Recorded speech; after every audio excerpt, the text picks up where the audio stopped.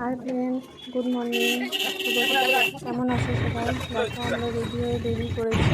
এখন যাব পুজো দিতে। কোথায় পুজো দিতে যাচ্ছি সেটা দেখতে হলে পুরো ভিডিওটা দেখতে হবে, মিস করো না কিন্তু।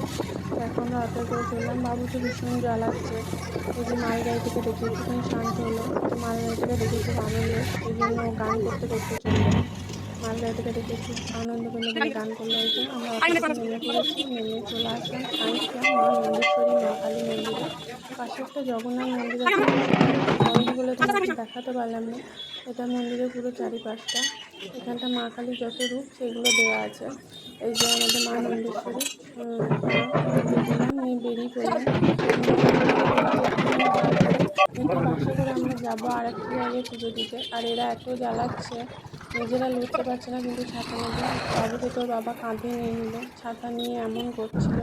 বাসে চেপে পড়ছি, তাও বদমাইশি করে বাইরে হাত বার করছে, বারবার বারণ করছি। তাও 30 মিনিট মতো লাগলো, বাস থেকে নেমে পড়েছি। এখন আর মাটির বাড়ি দেখা যায় না, দেখো এখানে দেখলাম অনেকদিন পর।